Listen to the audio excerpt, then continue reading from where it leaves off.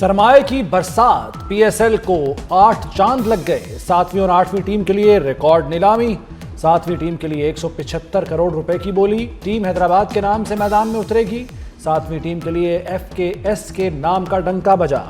8ویں team کی بولی کے لیے کمپنیوں میں سنسنی خیز جنگ، بولی بڑھتی رہی، دھڑکنیں تیز ہوتی رہیں۔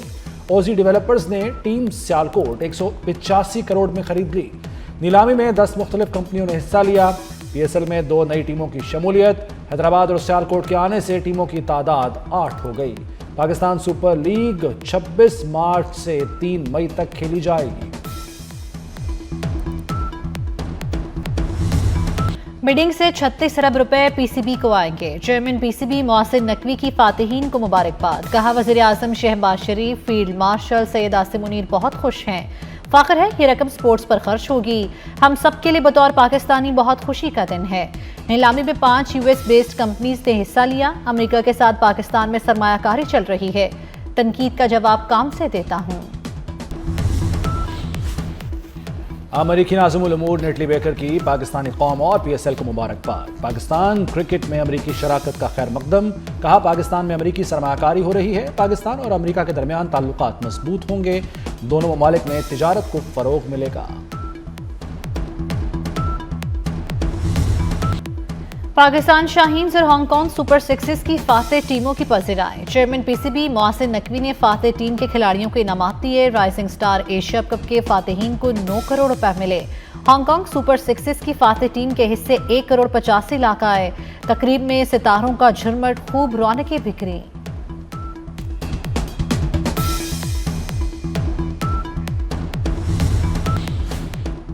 کرکٹ کے میدان میں بھی محسن اسپیڈ کے چرچے۔ Chairman P C B Mohsin Naqvi نے پی ایس ایل کو کامیابی کے ٹریک پر ڈال دیا۔ پاکستان سپر لیگ نفع بخش سرمایہ کاری کا مرکز بن گئی۔ پی ایس ایل کا ابتدائی لاکھوں کا بجٹ اربوں میں بدل گیا۔ 5 فرنچائزز 8 تک پہنچ گئیں۔ پاکستان سپر لیگ کی کامیابی کے ڈنکے دنیا بھر میں بجے تو غیر ملکی سرمایہ کار دوڑے چلے آئے۔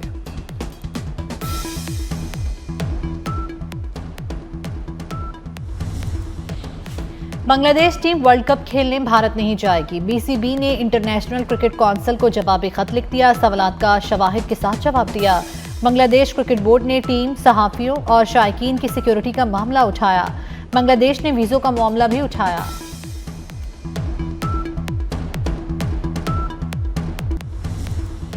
فیلڈ مارشل کی قیادت میں بھارت کو زناٹے دار تھپڑ مارا، عبرتناک شکست دی۔ بھارت مارکہ حق کو کبھی نہیں بھول پائے گا۔ بلوچستان اور خیبر پختونخوا میں دہشت گردی کے پیچھے خارجی ہاتھ ہیں۔ دہشت گردی کا سر کچل کر دم لیں گے۔ وزیر اعظم شہباز شریف کا کوئٹہ میں تقریب سے خطاب۔ کہا پاکستان ایکسپریس وے بلوچستان کی ترقی میں اہم ثابت ہوگا۔ منصوبہ مکمل ہونے پر بلوچستان کے عوام دعائیں دیں گے۔ کچھی کینال پر جلد فیصلہ کر کے بلوچستان کو تحفہ دیں گے۔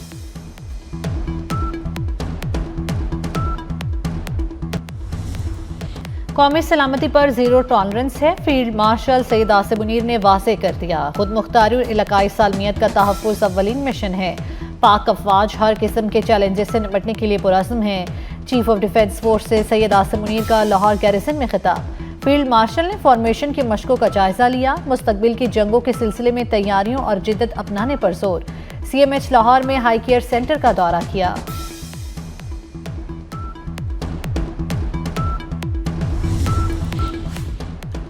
فیلڈ مارشل سید عاصم منیر سے بنگلہ دیش فضائیہ کے سربراہ کی ملاقات۔ آئی ایس پی آر کے مطابق ملاقات میں دفاعی تعلقات اور علاقائی سلامتی پر تبادلہ خیال کیا گیا۔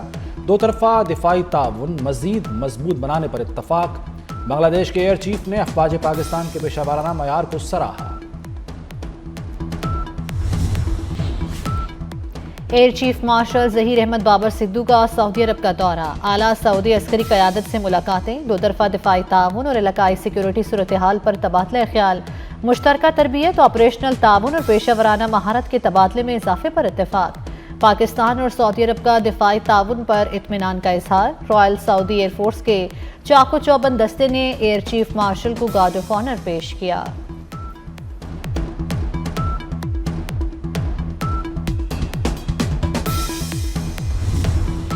بنگلہ دیش سے JF-17 کی فروخت پر بات ہوئی۔ مشاق تربیتی طیاروں سمیت مکمل نظام کی فراہمی پر بھی گفتگو ہوئی۔ ترجمان دفتر خارجہ طاہر حسین اندرابی کی ہفتہ وار پریس بریفنگ۔ کہا پاک سعودیہ دفاعی تعاون مضبوط اور کثیر الجہتی نوعیت کا ہے. بھارت کا من گھڑت بیانیہ اور پاکستان کے خلاف جارحیت حقائق کو نہیں چھپا سکتی. بھارت نے بیرون ملک مابرائے عدالت قتل کیے، ہمسایوں کے اندرونی معاملات میں مداخلت کی.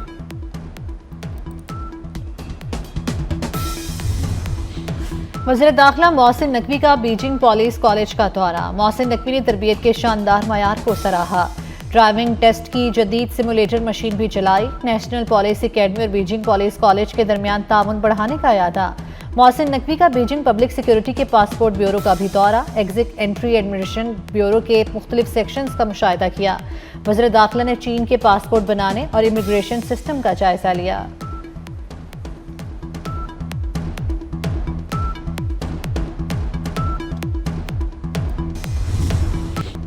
کچھ لوگوں نے مذہب کے نام پر فتنہ پھیلایا، احتجاج کے نام پر ریاست کو یرغمال بنایا. فتنے کی سرکوبی کرنا ریاست کی ذمہ داری ہے. مریم نواز کا علماء کرام میں اعزازیہ کارڈ تقسیم کرنے کی تقریب سے خطاب. کہا فتنہ کسی بھی شکل میں آ جائے قانون کی گرفت سے بچ نہیں سکے گا. مذہبی منافرت کو روکنا علماء کرام کی ذمہ داری ہے. 66,000 سے زائد علماء کرام کو 25,000 اعزازیہ دیا جائے گا. سندھ اور وفاق میں ریلوے منصوبوں کے لیے شراکت داری پر اتفاق. وزیر ریلوے حنیف عباسی اور وزیر اعلیٰ سندھ مراد علی شاہ کی ملاقات. سندھ حکومت کا 6 ریل گاڑیاں خریدنے کا منصوبہ. مراد علی شاہ نے ریلوے منصوبوں کے لیے 6.6 ارب دینے کی منظوری دے دی.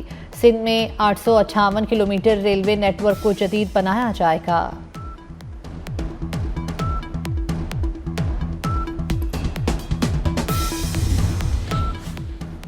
تحریک انصاف کو کراچی میں جلسے کی اجازت نہ ملی. ڈپٹی کمشنر شرقی نے جلسے کی اجازت دینے سے انکار کر دیا. پی ٹی آئی نے سہیل آفریدی کی کراچی آمد پر 11 جنوری کو جلسے کی اجازت مانگی تھی.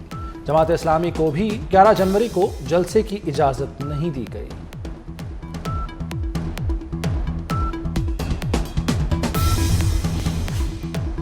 پنجاب بھر میں اسٹروک سینٹرز کا جال بچھانے کا فیصلہ. ضلعی ہسپتال میں فالج کے علاج کے لیے اسٹروک سینٹر بنیں گے. پہلے 30 پھر 15 آخر میں 24 ہسپتالوں میں اسٹروک سینٹرز قائم ہوں گے. وزیر اعلیٰ کا ہر ہسپتال میں سی ٹی اسکین مشین ہر وقت فعال رکھنے کا حکم. مریم نواز نے ٹی پی اے انجیکشن خریدنے کی منظوری دے دی.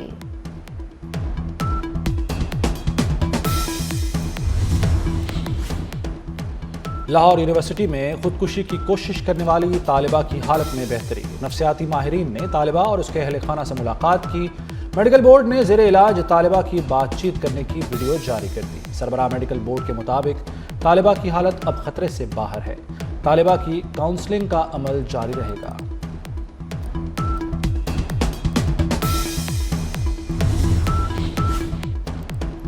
روس تیل خریدنے پر 500% ٹیرف لگے گا. امریکی سینیٹر لنزے گراہم نے بل سینٹ میں پیش کر دیا. صدر ڈونلڈ ٹرمپ کی بل کی حمایت. بل کی منظوری آئندہ ہفتے ہونے کا امکان.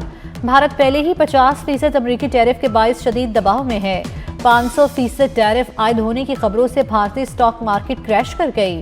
سرمایہ کاروں کو 4 روز میں $110 ارب کا نقصان.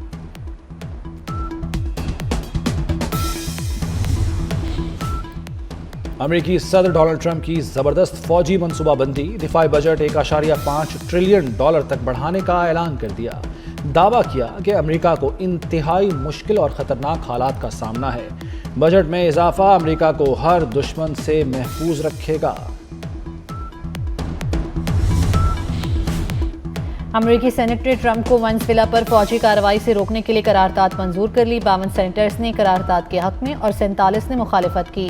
قرارداد کا مقصد صدر ٹرمپ کے وینزویلا کے خلاف مزید فوجی کارروائیوں کو کانگریس کی منظوری کے بغیر روکنا ہے.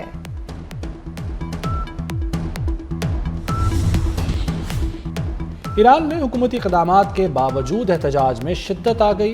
مظاہرین کی فائرنگ سے 2 سیکیورٹی اہلکار جاں بحق، 30 زخمی ہو گئے. سرکاری املاک کو بھی نقصان پہنچایا گیا. متاثرہ علاقوں میں فورسز کی اضافی نفری تعینات. 11 روز سے جاری پرتشدد مظاہروں میں جاں بحق افراد کی تعداد 38 ہو گئی.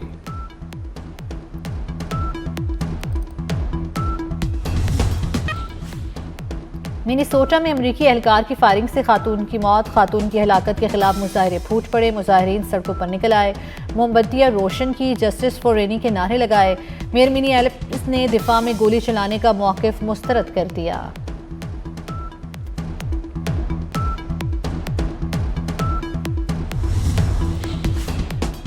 امریکی صدر ڈونلڈ ٹرمپ نے فرانسیسی صدر ایمانوئل میکرون کا مذاق اڑا دیا. دعویٰ کیا کہ ان کی دھمکی کے بعد ایمانوئل میکرون نے ادویات کی قیمتوں میں 200% اضافہ قبول کر لیا. میکرون سے کہا کہ اگر تم نے ہماری تمام شرائط نہ مانی تو وہ فرانس سے آنے والی تمام مصنوعات پر 25% ٹیرف لگا دیں گے. میکرون نے فوراً ہتھیار ڈال دیے اور کہا ڈونلڈ آپ جو چاہیں گے وہی ہوگا.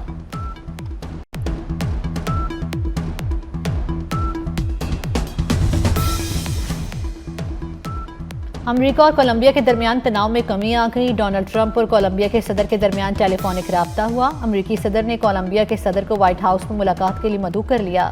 صدر ٹرمپ نے کہا پیٹرو کے ساتھ تعلقات، منشیات کے خلاف جنگ اور دیگر اختلافات پر بات کی. وینزویلا میں کارروائی کے بعد ٹرمپ نے کولمبیا، میکسیکو اور کیوبا کو دھمکی دی تھی.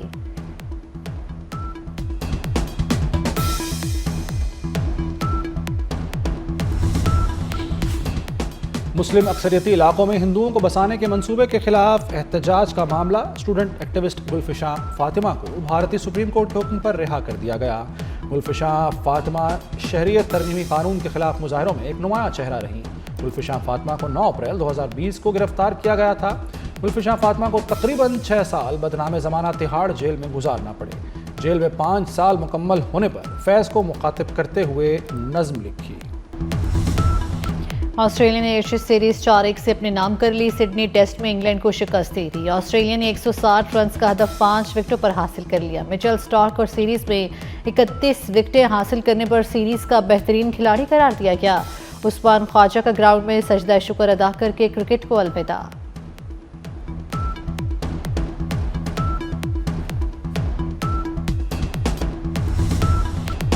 اور پنجابی فلموں کی جان اور فن کے سلطان نامور اداکار سلطان راہی کو بچھڑے 30 برس بیت گئے.